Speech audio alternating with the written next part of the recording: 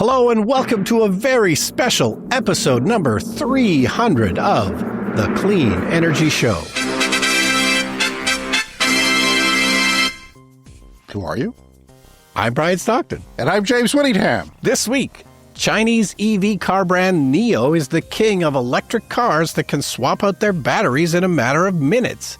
They recently completed a record 175,000 battery swaps in a single day.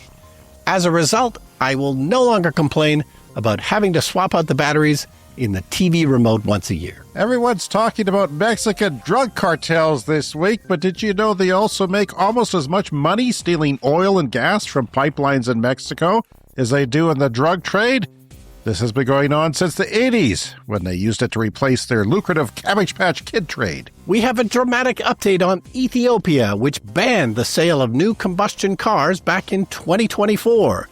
And the dramatic update is, actually, there's no drama at all. It's working well, and it's really boring. Well, let's update it then. All that and more in this edition of The Clean Energy Show.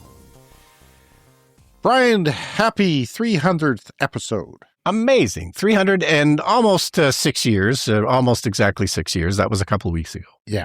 So that's just stupid. It's just hard to believe that we have 300 hours of content and we are a well-oiled machine producing content every week for the most part. I look back at our episode 100 and 200 episode shows. Yeah. And episode 100 was the UK is already seeing less emissions because of EVs. It is so significant you can now smell a gin-soaked party at 10 Downing Street from anywhere in London. So that would be Boris Yeltsin era. Not Boris no. Yeltsin. Boris Johnson? Boris Johnson era stuff. And it seems like yesterday. Like that doesn't seem like 200 episodes ago, does it? Yeah, that's crazy. And in 200, an angry mob in San Francisco set a Waymo self-driving car on fire. That seems like yesterday. What's going on? Yeah. Time. I have a terrible relationship with time. Like, it's just stupid. It really passes differently the older you get. I think it's partly your brain chemicals, and maybe there's a pill. Maybe there's a pill you can take. Well, there's nothing new under the sun. Maybe I should podcast from a different location every week and maybe slow down time. Well, this is the thing. Yeah, they say that your brain, like you may drive to work 1,000 times, but your brain isn't going to remember all 1,000 of it sort of remembers one time and then your brain multiplies it by 1,000. So it's like we've podcasted one time and your brain multiplies it by 300, something like that. Well, we encourage you to check out our back catalog of shows. They're all free for everyone to get. They go way back in time. Don't go too far, though, because, we had to get practiced to get good at this. We were a little rusty in the beginning, perhaps, and, there's a few shows missing from the catalog early on. But check out another show if you like, and sometimes we'll repeat those as I have to take a little hiatus this summer, probably. We'll probably have a couple of repeats on the feed and maybe some interviews or something to fill it in while I'm gone for a little while. Yeah, and it's always interesting to see how far we've come in clean energy. We talk about that all the time, but, in only 6 years, many, many things have changed and advanced and gotten better and can always go faster. Yeah. This transition to clean energy is never fast enough, but it's happening, and that's what we have stories about this week. All right. But before we get to that, I want to start with a new segment on the show called Travel Tips with Brian. Roll the theme song, James. Oh, right. I got a harp. Do you want a harp? Yeah, got a we didn't ding. make one. Got a nuclear thing. Is it nuclear related? Got a law thing. The Geiger counter. Got different things. Got the tweet of the week. I don't have a theme song for Brian's travel tips. So what travel tips do you have, Mr. Stockton? Long time ago on the podcast, I complained about TVs in hotel rooms, and this has come up a few times. I've been traveling a bit lately, and you get to a hotel room and you can never adequately control the TV because they come with these hotel-specific remotes that don't give you access to all the settings on the TV. And as a film and television professional, this drives me crazy because I can't set up the TV the way I want. The biggest problem is the so-called soap opera effect, where the TVs are set to generate new frames. It's also called motion smoothing. How does the little chips in those TVs generate whole new frames in between the frames. It's crazy that it works at all. It's one of those, and it's been around quite a long time. And why is it important? Why is it important? Why would they do that? You know, it tends to look good on displays in an electronics store, I think, whatever's the sort of brightest, flashiest display in a TV. But it ruins movies because movies are meant to be screened at 24 frames per second, and that creates new frames and turns it into 60 frames per second and makes movies look more like a soap opera. And I'm not the only person to complain about this. Tom Cruise very famously made a video about this. You can Google that if you want. Motion smoothing. They have in recent years introduced a thing called filmmaker mode on most TVs. And so I would recommend turning that on or just turning the motion smoothing off. But filmmaker mode will often it'll detect 24 frames per second content and make sure that it shows it at the correct frame rate. So, things have gotten better. And that was partly because of, the lobbying of Tom Cruise. I Googled this problem specifically with hotels. And of course, other people online have had the exact same problem as me. I'm not the only one that's annoyed by this. So the first and easiest tip I sort of found was buy a universal remote control for a television set. And take it with you? And take it with you. These have existed for decades, and they're inexpensive. They're about $20, and it'll come with a sheet with 4-digit codes for each TV manufacturer. So the hotel was an LG TV, so you just look up the 4-digit code, you enter the 4-digit code, and then your universal remote will control the hotel TV. And lo and behold, you hit the menu button, and the proper menu comes up, and you can adjust the settings on the TV. And I felt like it was the biggest win of my life. Now, isn't there a remote in the room already? Yes, but you press menu on that remote and it brings up the hotel's menu that tells you about the amenities of the hotel because that's how they've programmed those to work. But I did that. I had access to all of the, sometimes it's just too bright or too dark, a hotel TV, and they don't even let you adjust that. Right. But I turned off the motion smoothing and it was amazing. So now I have to travel with a universal remote every time I go to a hotel. The traveling curmudgeon, Brian Stockton, has tips for you to travel. And I'm guessing not one of our listeners is going to take you up on that. Maybe one or two. Maybe one or two. We'll see. But yeah, I used to have remote control functions on a phone I had, I don't know which. Oh, yeah. It was like a Samsung 6 or something. Oh, interesting. It had remote control on it, one of my first cell phones. So I would turn the TVs on and off at the McDonald's. I was with my kids at McDonald's once, and I said, why aren't the TVs on? So I turned them on. And then they turned them off. Yeah. So I guess they didn't want them on. But I could have done anything I wanted, Brian. I had power. All right, so on to our first story. This is from Electrek. NIO is a Chinese car company that sells cars mostly in China, but starting to expand. And they went hard into battery swap technology, which is instead of charging your car all the time, your electric car, you drive into one of their battery swap stations, you park the car, you press a button, it does whatever, and in 3 to 5 minutes, it removes the entire gigantic car battery and replaces it with a new fully charged battery. It's kind of like an oil change facility without people. Mm-hmm. Mm-hmm. And a greasy pit. Yeah. And then also the cars will park themselves inside. You just pull up outside, you push a button, and it parks you there. Yeah. And then it goes and takes out this giant 1,000-pound battery from underneath your car and swaps it with a newly charged one. And sometimes even a bigger battery if you want to go on a trip, like you have that options. Yeah. And of course, this is a big thing for scooters in Taiwan. We've talked about it's not automatic, but you can drive an electric scooter in Taiwan and just pop out the battery, stick it in a charging station, pull out a fresh one. This is not universal. These are just specific to NIO cars.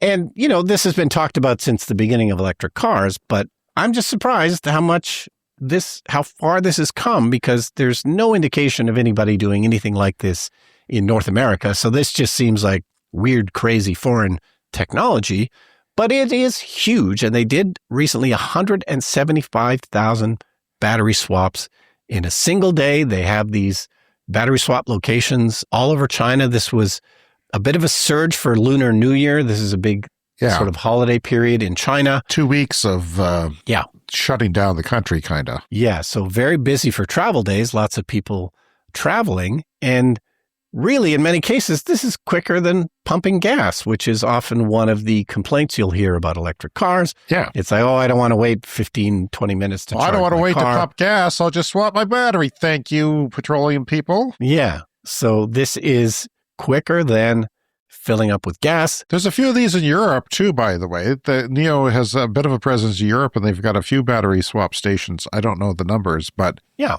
And there, of course, we talked recently about trucks, like medium and heavy duty trucks are doing this as well in China very quickly, switching to this model. Yeah, and you can still charge them, but for road trips, this is the solution. And yeah, who knows? Maybe this will continue to expand, even though I was not really expecting it. Some people, I guess, you lease your battery. Is that right? Do you buy the car, you lease the battery type of thing? Yeah, it's some kind of situation like that, because obviously you're not keeping whatever battery is in your car if you're swapping it. So something you set up, an agreement you set up when you purchase the car. Right. Well, I like that. I never used to like it, and now I'm starting to see the appeal of it. We'll see, as batteries become very big and longer range and more energy dense, and maybe some cars won't need it. Not everyone will. Certainly seems to make sense for robo-taxis, don't you think? Yeah, and it would be better if it was a universal standard like the Gogoro scooters, where everybody sort of took the same battery, and it doesn't seem like we're necessarily going to get to that. But that was certainly something I remember being talked about 10, 12 years ago, that people were trying to invent a universal car battery that could easily be swapped in any kind of car. But, in all of our, like my Apple laptops, there was a while there with the Apple laptops where you could swap out the batteries yourselves. It was like a compartment on the bottom of the laptop. And they only did that for a couple of years. And for whatever reason, they decided it was more efficient to just have it built in. I hate that because, it takes up more space if it has to be a removable battery. I see. Well, and probably more weight. But still, you got to unscrew the whole thing and pry it apart now if you want to change the battery. Which I haven't done because I usually plug in, but a lot of people will have to change it. My son had to do that. Amazed, he's not as technical as you and I. He was able to pull it off and get his laptop open and buy. He bought a crappy one on Amazon. It only lasted him a year and a half or something, or a year. It's very disappointing. So now he's in the market for. I thought he thinks he needs to buy a new laptop. He does not. Well, just buy the proper battery. This is how this works, James. Everyone takes their computers and throws them out every 3 years. And supposedly, because we talk about batteries all the time, they're improving, the technology is improving, the laptop batteries should be having a longer life cycle. And some of these things that we talk about for batteries that have not 1,000 cycles, but, I've heard 100,000 in the solid state battery. Some of that will come to your electronics, whether you drive electric or not, and will improve your life there. A lot of the improvements for batteries came from portable electronics and made their way to cars, and now it's kind of the other way around because most cells are going into grid storage for the electricity grids around the world to store solar and so forth, and also cars and trucks. Yeah, and for the Apple products that I've been buying over the years, the batteries have improved and they do last a little bit longer, but I wouldn't say it's a super huge improvement. But they did recently, like now with the Apple phones and the laptops, you can set a maximum charge rate now, which you could never do before. So often with an electric car, you only charge it to 80% because that's better for the battery. So yeah, you can do that now with iPhones and some of the Mac laptops as well. And that should help make them last longer. All right, let's move back to Mexico. This is a segment I call Why Fossil Fuels Are Bad. Example 300. Yeah. I'm using 300 because it's our 300th episode. So this is, there's so many reasons why fossil fuels are bad. And here's another one. So for the last 10 years, we've seen a steady increase in the price of oil around the world, which is why you have the cartels getting into the oil business, because it's more profitable for them to steal and sell than it is cocaine. So with the violence in Mexico this past week after the killing of a cartel head and people being stranded there and flights getting canceled, even from around here, people are going and Jan, my partner, had 2 coworkers stranded in Mexico. Wow. So yeah, it's a popular thing to go to Mexico. For me, I've always been a bit nervous about it and haven't gone to Mexico, but I was surprised when learning about what was going on there now that the drug cartels actually make as much money stealing oil from pipelines as they do selling cocaine and other drugs in some regions. And they do it daily. So like billions of dollars a year, billions are taken. I'm imagining they just take a spigot and they just pound it into the pipeline and then you turn imagined the spigot. Wrong, Mr. Stockton. You imagined wrong. Oh, did I? They have an expert petroleum guy that they probably got from the refinery, paid off, and threatened his family, and they will come in and it takes 2 hours to drill into that pipe. Huh. And I'm assuming sparks might be an issue. I don't know. We'll get to that in a second. But yeah, and then the pipes aren't as buried as deep. Like I've got pipelines behind my house. Yeah. And when they dig them up to inspect them, they're way down. Like, I don't know, 10 feet, 12 feet, 15 feet. I don't know. They're way down. Yeah. And these are only a few feet underground, like as little as 4 feet because they don't have, frost there. Yeah. Per se, or not real frost that goes deep. So yeah, that goes on and they dig them up and, the oil companies come in and turn that off with the, Mexican authorities with them. Then they'll do it the next day a few feet over, tap in there, they drill in, they somehow weld on a thing without blowing up. And it doesn't always happen. Sometimes bad things happen. January 18th, 2019, fuel thieves in a field near the small town of, oh God, I can't pronounce that, Tlahuelilpan, drilled into the Texapan Pauza Rico Tula pipeline, propelling a jet of fuel into the sky. Sometimes these are gasoline pipelines, so you can put them right into your car, which is weird.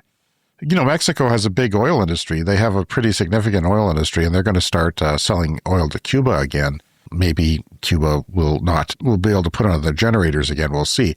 Maybe flights can return there, but right now you can't go to Cuba, so maybe you go to Mexico, and maybe you don't go to Mexico. So I don't know where you go. Yeah. The thieves fled when this happened, this jet of fuel into the sky. So it left this geyser of fuel just cascading down into a field, and everyone came, all the locals came, because there's a lot of poverty. The locals came and they gathered the gasoline in buckets. They kind of leaned in and tried not to get covered in gasoline. Yeah. This is not funny, Brian. Don't smile. It gets worse. Yeah. As night fell, local families started to arrive at the pipeline to try and fill small plastic buckets and bottles with a few dollars of free fuel gushing from the earth. But what happened is there was fumes around, and the fumes, because it was a hot day, sort of hovered above the people. Oh, yeah. And as the sun went down, the fumes sort of lowered down onto the people, and they became intoxicated. They became completely irrational. Some people were smoking cigarettes while getting gasoline. But what I learned is a lit cigarette isn't hot enough to actually ignite it. Huh. Which surprised the hell out of me because you can't smoke at gas stations, never can. Yeah. Not that I've smoked ever. I haven't, but you always see the no smoking at gas stations. And you think, well, if someone smoked here, we'd all die. But it's actually static electricity. So if you bump into somebody trying to get some gasoline in your bucket, you can cause a spark, and that's enough to set it off. It's the static. And that's what my brother-in-law, who worked in the oil industry and as a manager, used to tell me. He always wanted me to ground myself when I went to the gas station, touch the car as I get out. So, okay. I don't think there's many examples of people blowing up from static electricity at a gas station, and I wasn't about to do that. But yeah, the hot fumes were like a cloud of gas overhead, and they came down, intoxicated the people, and the whole thing went up in flames because of a static electricity. And people were like torches running away and, completely lit up. It was a horrible scene. You can't watch any of these videos without getting warnings of graphic content, and it is graphic. Yeah, I am not going to attempt to watch any of them. Well, okay, I don't recommend anyone does, but it's just a terrible, terrible thing. And this is, this doesn't happen with solar panels, Brian. It does not happen with solar panels. Yeah. That's kind of my point here. Criminal groups have been stealing fuel, which they call huachicol, in Mexico since the 1990s. Early thieves drilled into pipelines and used taps, hoses, and jerry cans to take fuel. And this basic method is still used today, but on a much larger scale. So they have, experts doing this, and you get paid a lot of money or a percentage of the... And then you can go, like undercover journalists go into town, and you can see all these... They might be something our farmer uses for chemicals around here, a big, clear-ish, whitish bin of fluid on the back of the vehicle. They might haul diesel to the farm that way. These were all filled with gasoline right from the pipeline, and they were selling them to people. They sell them cheaper than the gas station rates. Wow. And you just fill up, Somebody comes by and you fill up, and everyone's doing it. They sold cheap stolen fuel to their communities and acted like Robin Hood figures. And the pipeline tapping, as you might guess, was very dangerous, though. Their stories were sometimes celebrated in songs, which is weird.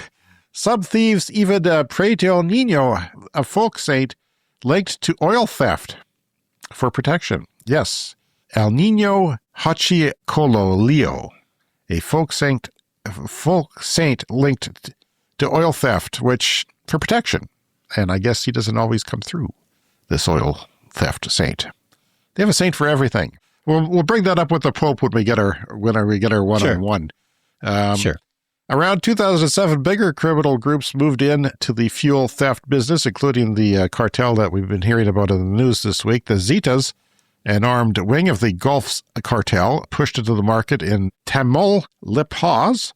U.S. intelligence revealed the Zetas were running a large fuel theft smuggling operation in the Burgos Basin. Several factors made fuel theft more attractive to major crime groups because, government crackdown on drug trafficking said, well, hey, this is easier. We'll just steal fuel. We know how to do it, and we can do it. We can coerce people. Mexico also reduced fossil fuel subsidies, causing gas prices to rise, and higher prices meant bigger profits from stolen fuel. And by 2010, both the Gulf Cartel and the Zetas expanded their fuel theft operations. They used the money to fund a violent war after the Zetas split from the Gulf Cartel. And in 2024 alone, the state of Hidalgo recorded 2,450 illegal pipeline taps. That's 1 year, Brian, so multiple per day. That is crazy amount. It's an ongoing operation, and they're just skimming off, because the oil industry in Mexico is nationalized. So the government gets their tax money, their revenue from there, and uses it for programs, and then, billions of dollars of this stuff is stolen every year. It's millions and millions of dollars that doesn't go into taxes, though, for programs. And while drug trafficking, particularly fentanyl and methamphetamine, I'm sick this week, meth remains the main revenue stream, illegal fuel that generates billions of dollars annually, with estimates suggesting it has become nearly as profitable in certain areas due to high profit margins and lower risk compared to drug trafficking. So who knew that the drug traffickers were almost equally involved in stealing fossil fuels? Yeah. So the clean energy equivalent of this would be you run onto a solar farm with your own solar panel and put it over top of the other solar panel to steal the sunshine that's coming down to the ground. I think that you might charge a battery off that solar, that you would steal the electrons that are generated from that solar panel and drive away with them and sell them to other people. Yeah. Less flammable, I might add. So probably safer, because there's been a lot of disasters. There was one where, people were killed. A river of oil flowed down the road and took a left turn here and a right turn there where there was lower, and then ignited, and everyone was killed. And the survivors, they got a settlement from the oil company, and then the cartels come and kidnap that person and say, give me your settlement. So I don't know, like Amelia's friend in Mexico that we had on the show a couple of weeks ago to help me with the pronunciation said that the cartels do a lot of work with the communities. Like they'll be like the fossil fuel interests here. They'll sponsor a park or a sporting event, or like they'll put money back in to win people over, but they also do terrible things to people sometimes. And anyone out there who's buying cocaine, I don't think anyone is, don't do it. Yeah. People won't buy blood diamonds, but those same people sometimes buy illicit drugs. Just don't buy illicit drugs, because you don't know how bloody and horrible those things are. So that's just my side message from that. But also the main message, Brian, fossil fuel's bad. We don't need them. Yeah. We don't need them. There are alternatives, and there's so many reasons why they're bad. Fossil fuels bad, reason number 300. All right, we're going to move on to Ethiopia here with a story from Electrek, and we talked about this back when it happened. Ethiopia, to everyone's surprise, banned combustion car sales back in 2024, and they didn't really do it for ecological reasons. They did it for economical reasons, because Ethiopia, not a particularly wealthy country, and these aren't millions of car sales either. These car sales in Ethiopia are more in the thousands rather than the millions. But as a poor country, they were spending massive amounts of money on importing petroleum, $4 billion alone on refined fuel imports, making petroleum one of the country's largest import expenses. They actually have petroleum in Ethiopia, but they don't refine it there. So they get extorted, they export it. Right. And then they get dinged with a really high rate of it coming back. And they used to subsidize it, right? They used to subsidize it by something like 25%. So people were running generators to power their homes because there was another place where the electricity grid wasn't working. And, of course, the solar panel will cover that nicely. Yeah, so they're working on reducing this $4 billion that they have to spend importing fuel. So they banned the sale of new combustion cars. They have also prioritized the Grand Ethiopian Renaissance Dam, called GERD, and the Koisha hydropower project. And these are huge hydropower projects, 6 gigawatts and 2 gigawatts, respectively. The GERD is expected to double Ethiopia's hydropower-based electricity once it becomes fully online. It's partially operational now. I should point out that I have GERD and I take a pill for it. It completely clears it up. Yeah. So this started producing power, this big one, in September 2025, and it will eventually provide emissions-free power to nearly 45% of Ethiopia's population that currently doesn't even have electricity in their homes. And this is a positive revenue stream for the country. And its neighbors, it'll sell some of this power to the neighbors, and they're only getting 1 cent per kilowatt hour. But they're still, for a poor country like Ethiopia, this is a massive kind of revenue stream for them. They are selling the excess to Kenya, Tanzania, and Djibouti. I like talking about Djibouti just because it's fun to say. Djibouti. Yeah. So by late 2025, about 115,000 EVs are on the roads in Ethiopia. So they're up to 8.3% of the total fleet. So, they have a ways to go, but, every year now that $4 billion that they spend on importing gasoline is going to take a little bit of a hit on the way down. And it's costing about $4 a month to charge an EV in Ethiopia compared to about $27 a month if you're filling it up with gasoline. And in a poor country like that, the medium income is about $50 a month. So you got 23 extra bucks from renewables. Come on. Massive. That is massive. Massive savings. And so I just expect it to get better from here. 8.3% of the fleet. That's nothing to sneeze at, and just will get bigger every year. Yeah, I bet next year it's well into the double digits because China is selling them cheaper EVs. And also electrified 2 and 3 wheel transportation, not one wheel. I was about to say one wheel. That does exist. They have those, but they're not that popular. Yeah, the unicycles. That's incredible. That is so significant to think that half of your monthly income is suddenly freed up. Yeah. Like, this is how renewables change lives, and it happens in places like this where there's low income, and it's going to make a big difference for that country and others as well. Yeah, and the benefit will be cleaner air, but that's not why they're doing it. This is economical. It is cheaper to do, and it makes them more independent, not having to rely on other people to get their fuel. Wow. Okay, Brian, last week I sat down with a friend of ours, Dean Evans, from the beautiful province of Alberta, Canada. Yeah. Formerly of our province. And I just wanted to give him a shout out because he had so much feedback on the podcast.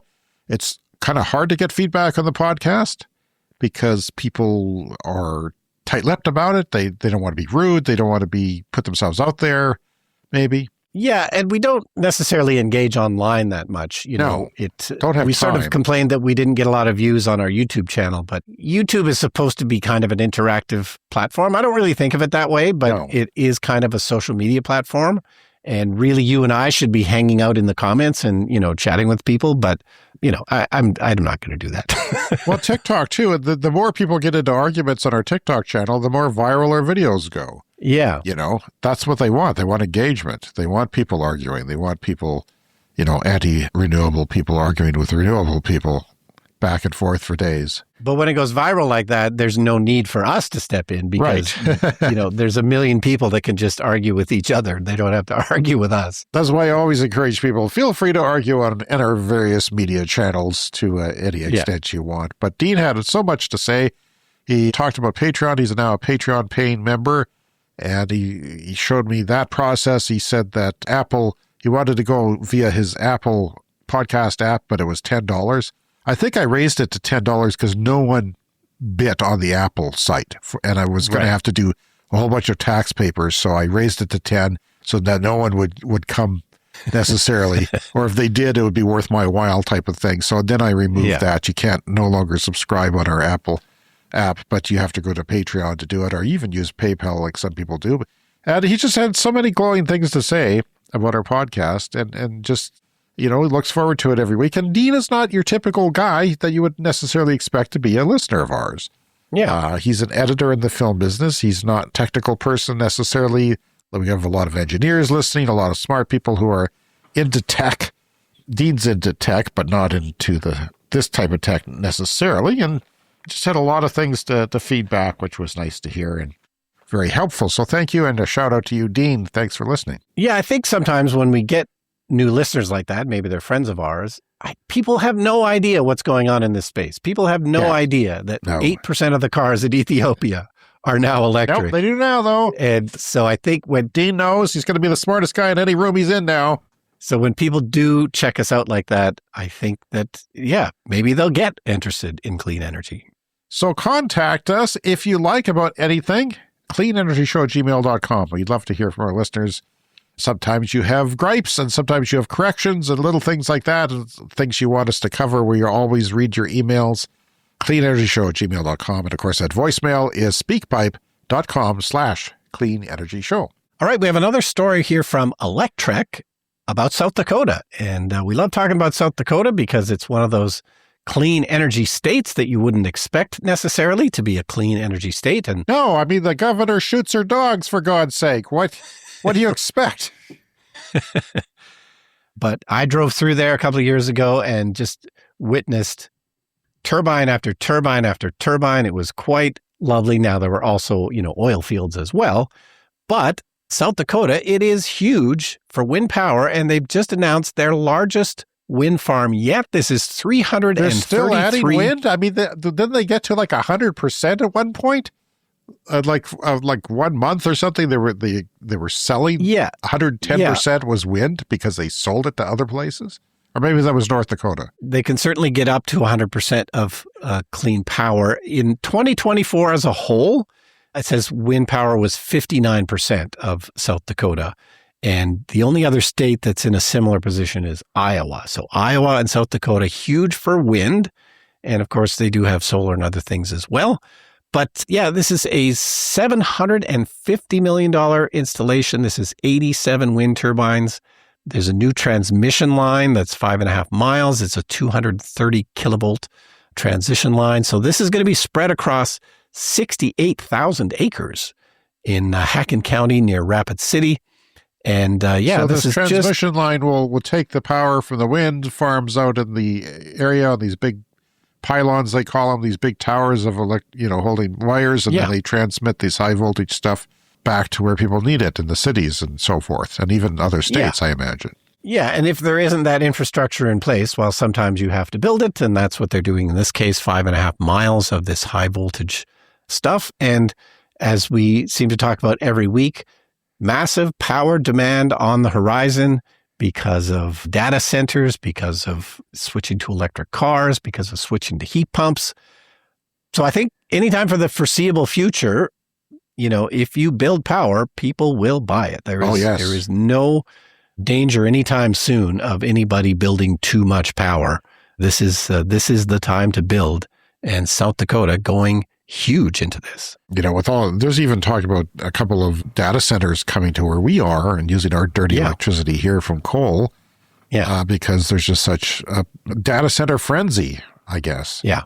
These data centers are all just the computers, which use a lot of electricity, a lot of cooling, water for cooling, and they power your Amazon purchases, or dare I say, maybe even serve you a podcast from time to time. Yeah, and hopefully they're going to put solar panels at least on the roofs of these data centers? And sometimes they do, and sometimes they don't. They don't. They're right there. It's a roof. It's like a Walmart. Stick some panels up there, buddy. Come on. Yeah. If electricity is your biggest thing, why aren't you at least putting some of it back in with renewables, for gosh sakes? These are typically very large, 1 or 2 story buildings with a gigantic flat roof. So yes, for God's sakes, please at least put solar panels on the roof. Well, the Clean Energy Show is an independent podcast now with 300 episodes, and it's made possible by you guys, our listeners, who support us on Patreon and sometimes PayPal. The links are there in your show notes. Support us if you can. Patreon.com/cleanenergypod. And it's as little as $1 a month, and you get perks, including ad-free episodes, Discord access, discounts at a merch store, which are coming up next month, in March, and early access to episodes before the public, behind-the-scenes material and private updates, and thank you credits, verbal shoutouts on our podcasts of certain levels of support. So please, if you can, support us. Coming up next is the lightning round. It's time for the lightning round. The lightning round is a fast-paced look at the latest headlines in climate, clean energy, and transportation. U.S. autonomous robotaxi company Waymo reports they have driven 200 million miles, or 320 million kilometers autonomously. And not that many people have died, I don't think, yet. Yes. So far. So far, so good. They're expanding to more cities now. France sets a new work record in fusion running time. The amount of time that these fusion reactors, not fission, but fusion, which some people think is the energy of the future. 22 minutes is the new record, Brian. 22 minutes. Yeah, well, that's an improvement. And we talk about fusion every once in a while. And so over this 6-year period, I don't remember what it was 6 years ago, but probably it could run for a few seconds. Yeah. 6 years ago? Yeah, something like that. But correct us, right us if we're wrong, but I think it was something like that. And maybe it wasn't even 6 years ago at all. Maybe they didn't have any time 6 years ago. I don't know. I can't remember, but it started with seconds. And then now it's 22 minutes. So that's an improvement. And it's time for a CS Fast Fact. As much as almond milk production uses a heck of a lot of water, it's not nearly as much water as dairy milk takes. So dairy milk land use is way over almond milk. It's like 18 times what almond milk is. Greenhouse gas emissions, way higher than any other kind of plant-based milk, dairy milk. Freshwater use is actually 628.2 liters per unit of milk, and almond milk is 371, not quite half, a little more than half. And soy milk is the lowest, by the way. If you're interested, oat milk is pretty low, too. Yes, this isn't precision fermentation, the sort of, brewery method of making milk by using yeast and fermentation methods of duplicating dairy milk but that's come on its way, too. We shall have some updates in future shows. Tesla has been known to score badly in reliability studies in the U.S. and Germany, but it is getting better over the years, Brian. Now, a new auto reliability study in France actually finds that Tesla is topping the charts in reliability, even passing up Toyota, who I think might quietly be getting worse as they jack up the price of their cars by huge amounts. I don't know if the reliability is holding strong on Toyota. So yeah, Tesla was identified as having the least early problems of all the automakers examined in 2025. The analysis concerned cars registered since January 1, 2018. So fairly new cars, but not new. And I know we talked about this a few years ago because Consumer Reports in the U.S. also puts out reliability figures for cars. And it always seemed like part of the problem was that these statistics were set up for gasoline cars, and electric cars are just different. So it is sometimes an, apples to oranges comparison. So it's sort of hard to find out necessarily which is the right criteria to use. But, we know that electric cars generally are less complicated and typically, fewer things can go wrong. Yeah, a lot of these things are like complaints from owners, especially with new cars. Like, does it rattle? Is there a rattle that annoys me? Is there a squeaky door?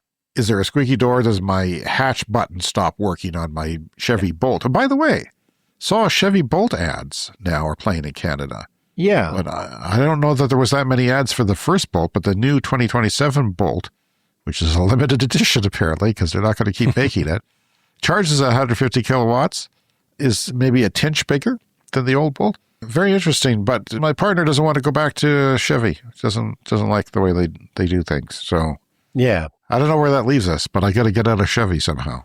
Yeah. Car dealerships are never fun, and I don't think they've really improved. Well, it's time for another CES Fast Fact. 115,000 people left poverty every day for the last 35 years, Brian. 115,000. Yeah. And we talked about, Ethiopia. This is what we talked about on the show is becoming more and more part of that process of leaving poverty for some people in some parts of the world. It's one of the happiest things we can possibly talk about on this show. It's a great thing when people's lives improve because of a technology.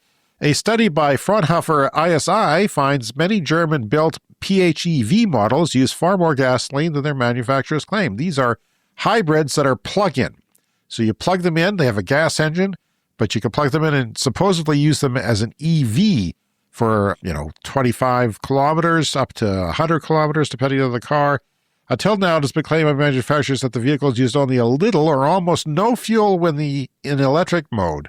The study showed that this was not, in fact, the case, The Guardian says. This is a problem I had when I test drove one. Yeah, and of course, people can use them only on electric if you plug it in all the time. But we've heard this before, that a lot of times people just don't bother to plug them in, or they don't have a parking spot where they can plug them in, and it ends up just being kind of like a regular hybrid.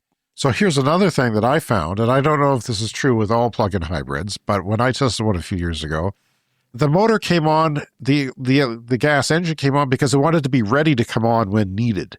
So it had to warm itself up. So, Right. You can't just go in electric mode. And also, if the temperature drops below room temperature, sometimes they come on to help heat the cabin. So you really are driving around a gas engine, which is just wasting fuel to either get ready to be used at a moment's notice when the battery runs out, or to heat the cabin with waste heat. So Yeah, and the issue here is not that, maybe this is how they work. Sure, that's fine. That's how they work. But it can sometimes be misleading in terms of the advertising and the way these are promoted. scientists in Hungary found that ground-mounted solar panels at an intermediate elevation of 1.1 meters achieve the highest efficiency. So 1.1 meters off the ground is the most efficiency you can get in Hungary. And the most power output due to improved airflow and reduced cell temperature. This is the thing a lot of people don't realize. We've said it many times in the show. Solar panels lose their efficiency after 25 degrees Celsius. It doesn't have to be 25 degrees Celsius temperature. With the sun shining on that, it could be, a lot colder than that, and the panels get to 25 and they start to lose a little bit of efficiency. They don't make as much electricity. Makes sense if they're a little further off the ground, that they're just going to get better ventilation and stay a little bit cooler. So that's great to know. So when my neighbors ask me if my solar panels work in minus 40, I tell them they're not thermal. They work a different process. They turn photons into electrons, and it's a whole process, and they work better at minus 40 than plus 40. Way better at minus 40 than plus 40. So, yeah. And this was only for solar panels mounted on concrete surfaces. That's all they studied right now.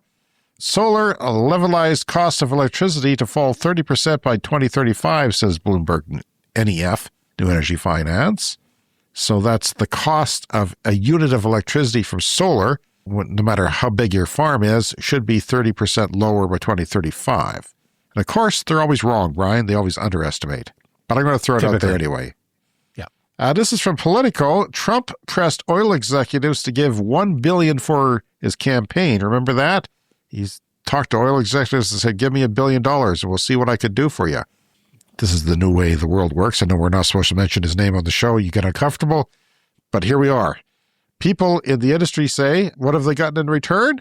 Well, they got $14 billion in tax credits that subsidize fossil fuel extraction, $11.4 billion of discount for pumping oil from public lands, $7.2 billion fees saved for polluting the air from methane getting delayed, $4.2 billion of discount for pumping oil from U.S. oceans, and a $427 million tax handout for developing oil and gas wells.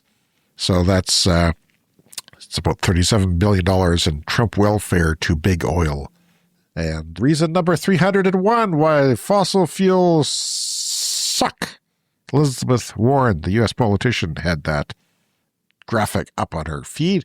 A Waymo agent. This is the Waymo, the robotaxi company, United States-based, an agent. So they have agents. They have human beings that monitor all these autonomous driving vehicles, right? Well, one of these agents for Waymo can monitor for more than 40 taxis at a time because of the way their system is set up. Now, this is more than Chinese robotaxi rivals are currently doing, because right now, those are the biggest people doing this in the world. Pony AI has about 20 people, and they're aiming to get to 30 vehicles per person per agent. And WeRide is only 3 currently, and they're aiming to get to 10 vehicles per agent. So Waymo, 1 agent, a lot of vehicles. That's an important process for this. Yeah, so the better this self-driving technology gets, the fewer humans you're going to need to kind of sort of back up, supervise, and manage. And that's just going to improve over time for sure. Now, I personally fully expect China to overcome this gap and become superior at some point and cheaper at some point than North American car companies. We'll see what happens. But the trends are, that's what happens usually. This is a local story, Brian, for your chuckles. Yeah. A RCMP, the National Police Force, and sometimes Rural Police Force here in Canada, are investigating after a Sask Power, that's our local utility, after one of their poles was stolen from a rural farm property on January 27th. Police say the theft occurred around 9:30 a.m. in broad daylight when unknown individuals cut down a live power pole connected to a transformer because they really wanted a pole. Yeah. The outage disrupted electricity in the area for about 2 hours while the utility worked to restore service. Investigators believe the pole was dragged through the farmyard into a nearby field and may have been loaded onto a vehicle. Now, I think somebody wants to put up a power pole on their property, and power poles, I'm guessing, might cost a few bucks. Yeah, so you just cut one down, and then you get a free power pole. Yeah, even though it's live. This isn't Mexico. This is like stealing Mexican oil from a live pipeline. It's really, yeah, and it was a local story. It wasn't a Florida story. This did not happen in Florida. Maybe they wanted to do a caber toss, it's that thing where they throw the big... Yeah. I don't. That's a big caber. I don't think you could carry a pole. Anyway, congratulations, people, for stealing a live power pole and causing a blackout. Researcher Tor Instoy, I take it that's Sweden or somewhere in the Nordic region, found a new Chinese-made Neo, which we talked about earlier, EV. These are in Europe. They sent 90% of their data to servers in China. So these cars, lots of cameras on them, lots of GPS and things. And this is a concern that some people have about Chinese cars coming to North America or Europe, is that these, data go back to China, and the Chinese government can, I believe, have use of that data. It's the way the system and rules work if they want to. So they're probably not going to, monitor your and my movements. You never know. I think the Pope does. I think the Pope's closely monitoring us. But, some diplomat or some person they could get information if they needed it, I think. Yeah. Portugal just hit 80.7% renewable electricity for the entire month of January. Brian, the middle of winter, Portugal. Amazing. 80.7% renewables. All our electricity is coming from renewables practically in January. Ukraine turned on Slovakia and Hungary. You know why? Because Ukrainian operatives blew up the main node of the Druzhba oil pipeline that supplies 100% of Slovakia's oil and 86% of Hungary's oil. And those two countries want their Russian oil. And Ukraine doesn't want their war machine powered by the oil that they sell to those countries, so they blew it up. Reason number 302, why fossil fuels suck. And finally this week, solar power is used to charge an EV in the subarctic. A pilot project conducted by EZ and Subaru just demonstrated it is possible to use a portable solar panel concoction and a portable EV charger to charge an electric Subaru in the subarctic, a place where typically many people may not believe solar power would work, says Clean Technica. The capacity of the solar panels is about 450 watts each times 4, and they were temporarily installed to demonstrate the principle, and they spat out about 2.9 kilowatts of charging, which is a low-end level 2 charging that you might have at home if you don't have a lot of power on your panel. Mine used to be 3 kilowatts, and it would charge Well, 25 kilometers an hour. No, 2.9 kilowatts. That's decent. You wouldn't need to be stuck for too many days to get your car up to a full charge. See, I know that solar works in the Arctic, but this time of year, maybe not so much because there's not a lot of light. Short days, and you'd have to angle the panels almost upright to get the most sun. So yeah, the short days and, occasional cloud cover would probably be your biggest issues. So they're saying that the local indigenous people have a preference for clean, renewable electricity and sustainable transportation because of their environmental ethic. And they simply want technology also that does the job. They are a semi-nomadic people, so moving without fossil fuel challenges would be ideal. And they are also environmentally very astute, so clean off-grid energy production and charging suits them very well, and I hope that their lives improve with renewable energy too. Absolutely. All right, that's the show for this week. You can find us on social media at Clean Energy Pod. That Patreon is patreon.com/cleanenergypod. cleanenergyshow@gmail.com is the email, and remember to hit that follow or subscribe button on your podcast app. And remember, our Patreon is patreon.com/cleanenergypod. Thank you to our Patreon Clean Club executive members, Green Bastard, Brett Routley, and Tiernan. And we'll talk to you next week. Thank you all for supporting our podcast. See you next week.